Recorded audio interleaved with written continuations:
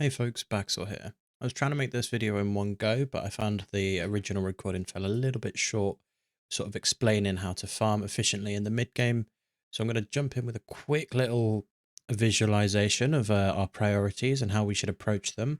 And then we're going to get into two simple examples, one where I'm playing super passive and just trying to farm in between waves whilst still taking acknowledgement of the game that's being played on the map and trying to be involved as and where I can while still trying to farm as much as I can. In the second game, I take a much more aggressive approach. I pick up the urn and I play a more macro focused, if you will. So I'm involved in taking picks and progressing the game further, but I am still picking up waves and doing things to make sure that I have a lead and that I stay farmed alongside getting the souls from kills, etc. Okay, so our priorities here. The first one and the number one priority for pretty much every single hero in the game, this doesn't just apply to carry heroes, is defense structures. So this is our bare minimum contribution to the team. What I mean by this is if you're on the side lane or you're on the mid lane, whatever it may be, if you see a wave coming towards you, the first thing you should be thinking about is, one, is there an enemy who's stronger than me who's going to take that wave whilst it's in a neutral position? So what I mean is the sort of the center line of the map. So it's neither your territory or the enemy's territory, those bridges that go along from left to right on the map, if you will, as the minions meet on a neutral state. So if you're strong, by all means, take the waves in that neutral state. That means it gives you more time until the minions come towards your structures. But the most important thing is that you just take the waves. So the waves give you a lot of souls. So this is why I've split it up into two, is because if you're in a neutral position and you can afford to take the waves a little bit more aggressively, that's fine and you can do so, and it gives you more time to do other things. But the most important thing is that you play with your structures if you're behind, or you're just in a position of weakness for whatever reason. You may not necessarily be behind, but you just make sure that they're not taking unnecessary damage, then you're there as much as you can be. So then the reason why I've got this arrow here for points 3 and 4 is because they are interchangeable. As a general rule of thumb, your main priority in your downtime between taking waves in this mid game will be to take camps and to do box runs. So this is not necessarily as efficient as getting souls from minion waves, but for example, things like Sinner's Sacrifice supplement you with buffs as well as the souls that they give. So it is really important to take these, but not neglect the fact that the waves are a higher priority because they give you more souls.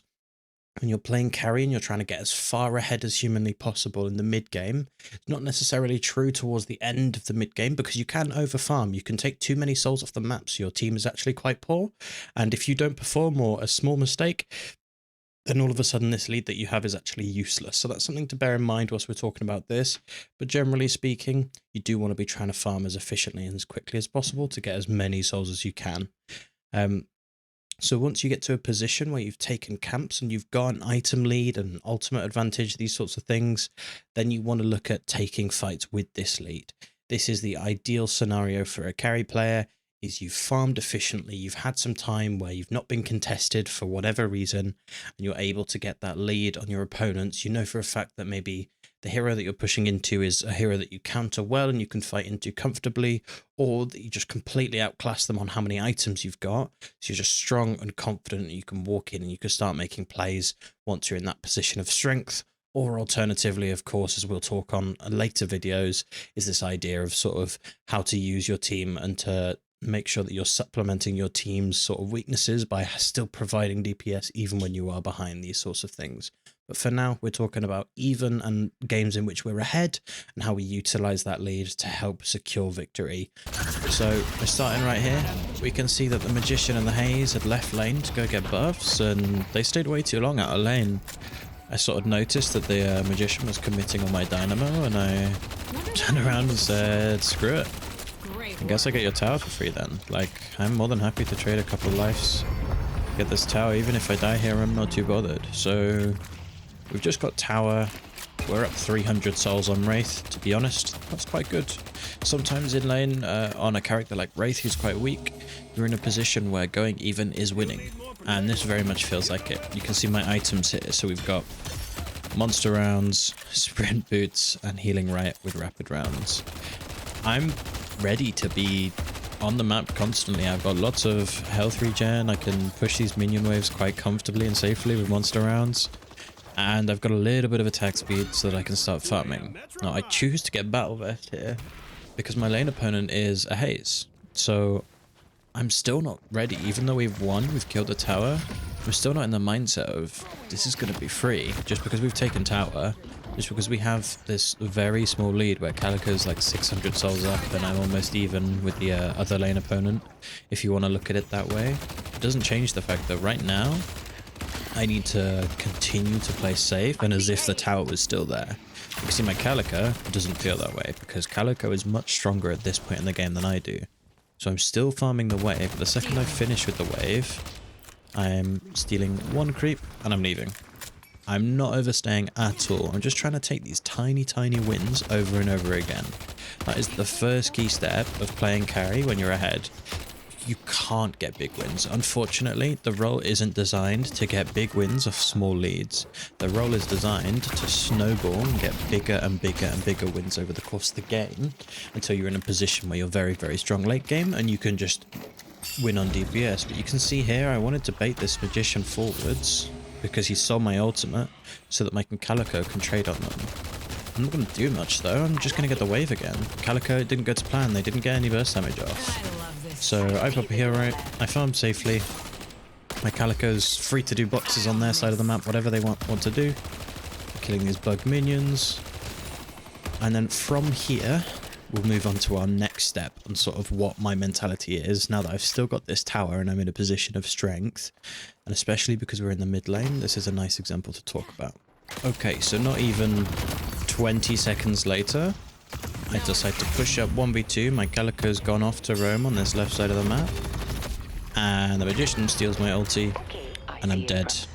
But I did get the wave beforehand, so they have to go back here to kill this wave. Which means I'm in for a chance of defending this guardian. And at the very least, my team has a lot of time here where they can take this guardian on left side. So it's not ideal, and I'm not happy with myself that I died there. I could have just sat under the tower and played patiently whilst my Calico was roaming. But as we can see here, I get back in time with my boost to defend, so it's okay. So at this point in the game now, I'm 200 souls off my cultist sacrifice, so I'm just walking up to this wave nice and aggressively. I know that Magician doesn't have lift right now because he's just used it to kill me, and I'm pretty confident that I should be fine. So grabbing my final purely farming item and sort of survival item, and now I'll be looking to farm up and get as much damage as I can basically. I'll buy situationals as and when I need. For example, Counterspell looks really, really great this game, given that they've got a Doorman and a Sinclair and an Abrams. This can really help me survive the teamfights when they're trying to punish me and single me out.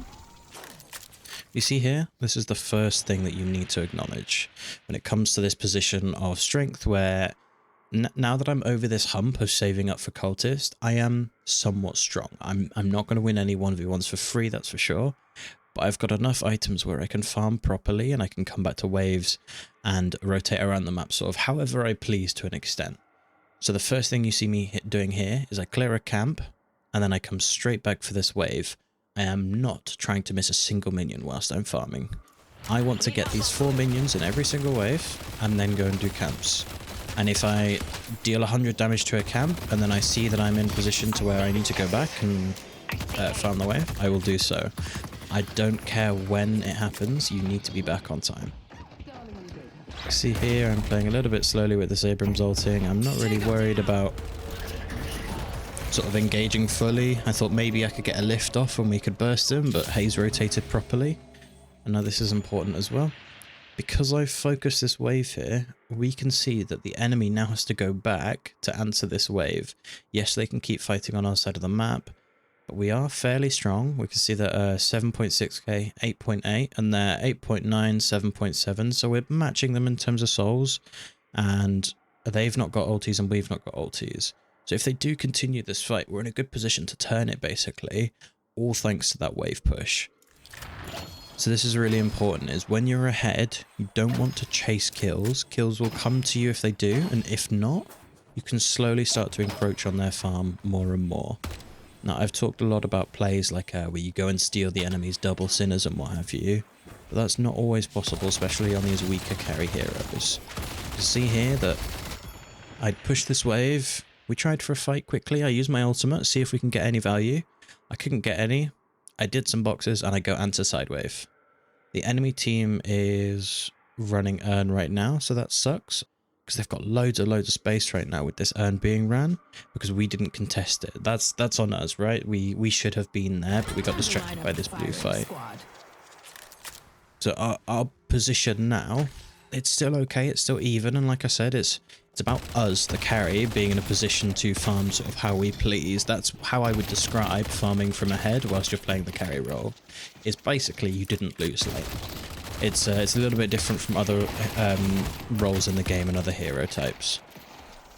We can see here that it looks like a fight's brewing, and we're going to sort of play this slowly. We're not going all in, we're just seeing if we can do a bit of poke damage, wait for our teammates to do something. You can see they're still posturing with this urn, so we do somewhat get here in time to defend. And we get this tower. So this is nice. We traded towers, it's not ideal, but at the very least we're keeping this game neck and neck, right? There's only 1k souls in it. Now that the fight's gone and it wasn't easy for me to get a free engage in the fight, they're looking for urn, so I'll happily stop this urn. I might be a carry and I might prefer to be farming right now, but I'm still going to try and help the team. This is the balance you have to strike, is you have to accept that you're still a member of the team even if you're farming for important items that let you win the late game. You can't lose the mid game in order to win the late game. You have to be around and help out a little bit. So here, in my eyes, this play is dead. My team is sort of pushing into their territory. I don't really want to be on their side of the map whilst I'm this weak. I buy my Tesla bullets and I do these camps, and if there's a wave to grab, I'll grab the wave safely on our side of the map. Okay, so we've just taken a wave on our walker, and because I know this matchup, I know that this haze is about the same strength or a little bit weaker than me right now, so long as I hold on to my ultimate. So I am taking this wave in the neutral position quite aggressively, because I want to go off and do camps that are quite far away. So I want to get this wave cleared as quick as I can, so I've got as much time as I can to do those camps, because like I said, the wave is more important, but it doesn't mean you should ignore the camps. Now I hear Dynamo's heal, his rejuvenating aura here, so I'm immediately looking to turn away. I've killed all the minions at bar 1 maybe, or I think I got all 4 actually. Yeah, this is the last soul. It might get denied, but unfortunately that's just the cost of pushing up aggressively. So I'm out. I use my 2 area position, I have a look, pop a heal right for some move speed, and I'm looking to be a bit aggressive here and just grab these boxes, because my team have showed up in force. We've got a fairly fed Mina, and we've got a Viscous with, like, combat power-wise, they should not want to fight into us. They should be respecting our space, so I grab these boxes underneath. I like it. Grab another box on the side here. Do this tier 1 so that I'm nearby if the fight breaks out in full, because I do want to be there. It looks pretty quiet. Nothing's really happening. HP bars aren't really being affected. No ultimates are being used, so everybody's left blue lane. So I'm going to be cheeky again. I'm going to use this space. I'm going to take this wave as quick as I can. I see the Abrams. I've been slow hex. This is a bit awkward. Slow hex ends. Then I 2 out because I want to do these camps quickly. I'm in a position to get farmed, but I'm not farmed right now. So I'm really focused on this idea of defend the structures, so the walkers, get the camps, get the waves. And I've got to do all 3 of those things. And the priority is it's walkers, then waves, then camps. You can see, again, nobody's on this right side lane, so I rotate on, I grab the wave. Because I'm in a position of strength, I'm comfortable taking this wave in a neutral position, so I mean this sort of like center line of the map. And once it's gone, I'm going to spend all my souls. I want to have as few souls in my bag as possible at any given time, but again, that's not a major priority, so that's probably lower down towards like the farming jungle camps area of the priority list. And I'm farming camps again. I'm farming them right next to my walker, because I'm the only one on this side of the map, so even though I'm comfortable and confident on 15k, I know that I can't risk too much. And he warp stones after me. I failed to press my 2 in time, so now I'm screwed, right? I've taken way too much damage to re-engage. I'm looking just in case. but now I'm going to boost. This is a mechanical misplay on my part. It happens all the time. But because I'm still alive, I have the option to do something off the back of this. Now I see that our Calico's actually defending this tower, so I come to help out on this blue lane. They eat the lift from the Magician, Dynamo's kind enough to quantum me and save me, and then I get bunnied. But fortunately we get the kill. I didn't forget what you and did. then we're pushing up. Again, we're looking for that sort of taking the farm in this neutral position on the map whilst we're getting strong.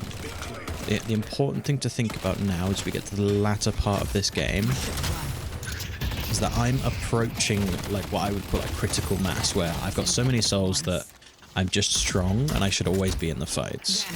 Whilst I'm approaching this critical mass and this like break point of me being really, really strong, so I'm buying my Surge of Power, so I've got Tesla Bullets, Surge of Power, Cultist Sacrifice buff when that's up is really, really strong. So now that I'm approaching this point, I need to actually focus on farm and make sure that I hit it as soon as possible. So now that I've got it, I can fight, or I can make a different decision, is continue farming for my next big power spike, which in this case is Mercurio Magnum is what I've decided I want to buy. I see this fight breaking out, we're taking space aggressively on the map, and I make the decision to fix this wave because I don't want this walker to drop and give them bonus souls. I'm looking at the map and I see that there's another wave here that I'm going to have to defend.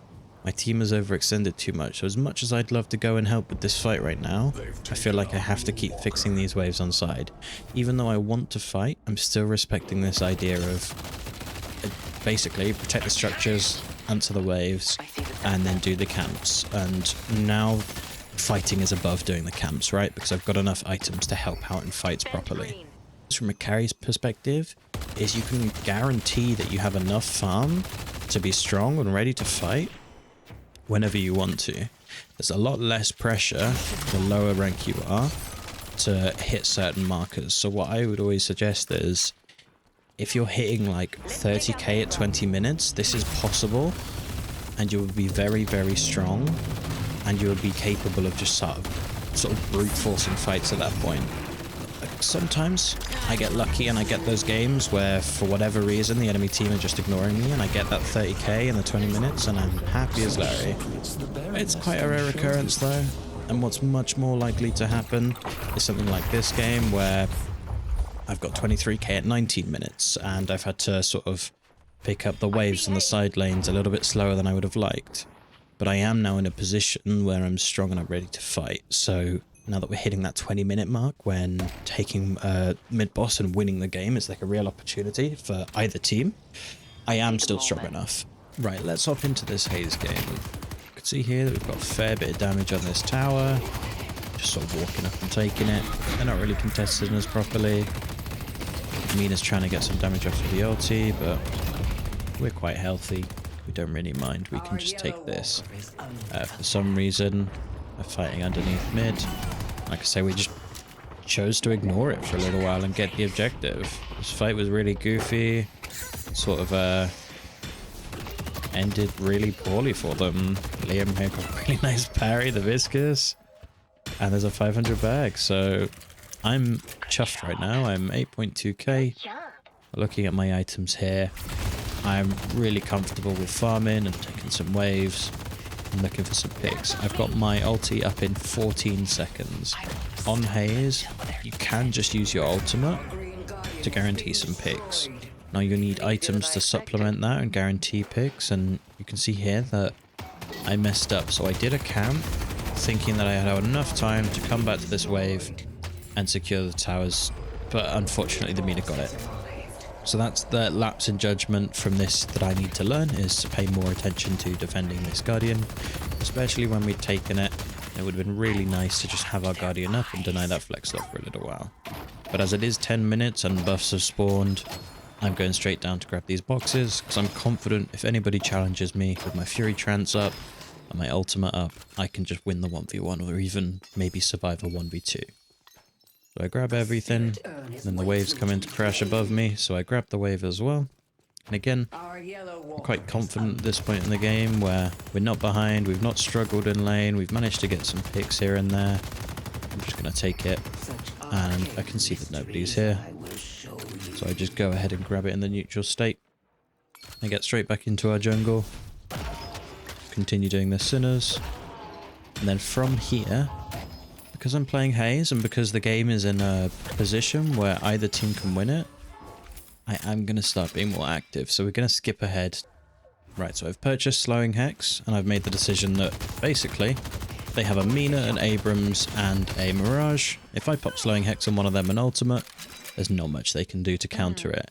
So I picked up the wave on blue, because that's our most important objective, is keeping our structures defended and these waves pushed. And now I'm looking for a fight. I want to get off this lane if I can. If there's anything nearby, I'll take the fight. But unfortunately, there's not, so I'm just spending my souls. And I'm rotating towards this side lane. And we'll see what happens. So in this instance, we can see here on the map, nobody showed up on this wave, so I've just picked up the urn. I'm going to rotate. Nobody's on blue lane, so I need to answer this wave, even though I've got urn on me, so I'm just sort of standing back here, making sure that I'm not pushing up too aggressively to pick up this wave, because I do still want to pick up this urn. And I'm taking my sweet time. I'm a carry. I still want to get souls whilst I've got the urn. I'm not going to run straight there. I'm not going to risk my life. I want to pick up these boxes and sewers and see if the urn is even possible. If it's not possible, I'm going to drop it, and I'm not going to think twice about that. You can see here, I think I dropped the urn and I go help the fight before even considering delivering it. I get my active reload proc, and I start clicking on this Geist because I've got Fury Trance, which means that even if she does ulti, I will out-heal any damage she has. Now we're in a position where we've just got a pick and our teammates are respawning, so I'll go straight for this wave on blue because nobody's on blue still, and then I may consider picking up the urn again.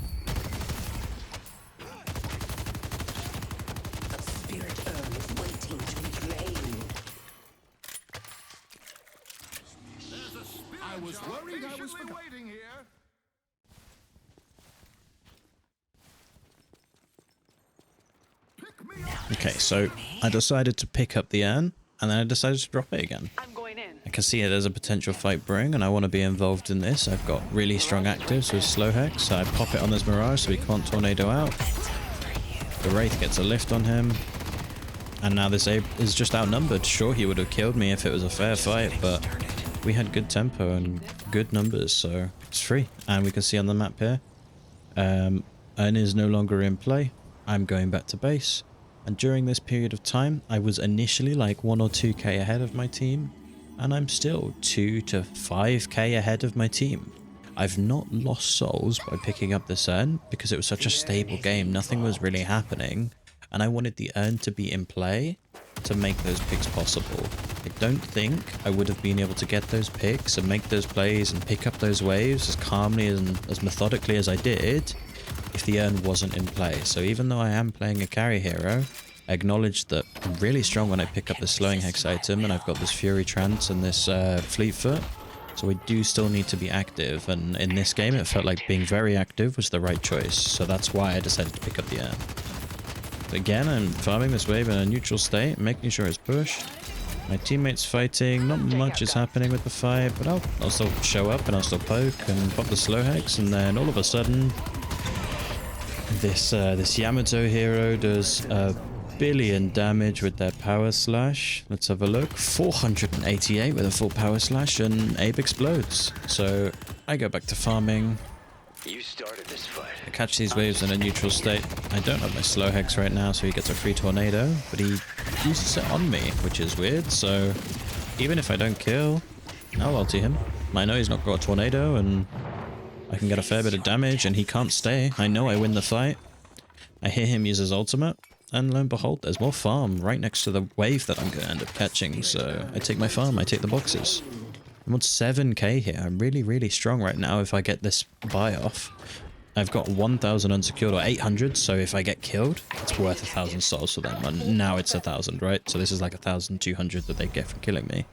My main priority now with this massive amount of souls is get off the map.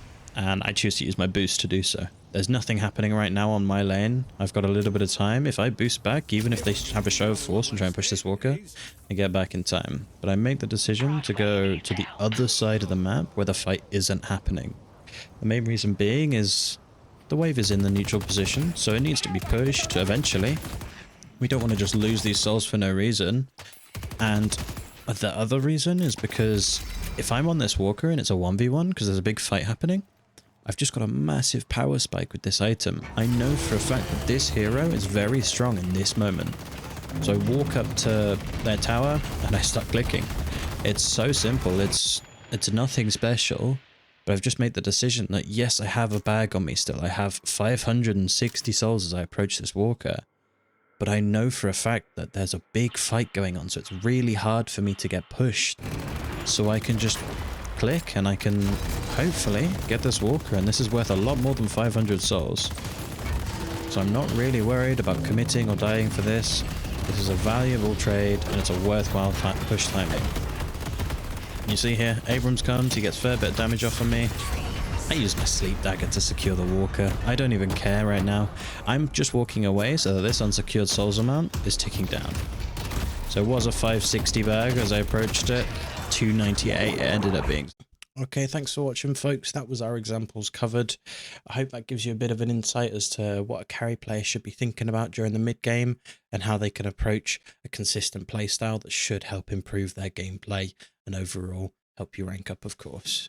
Thanks for watching again, and have a good day.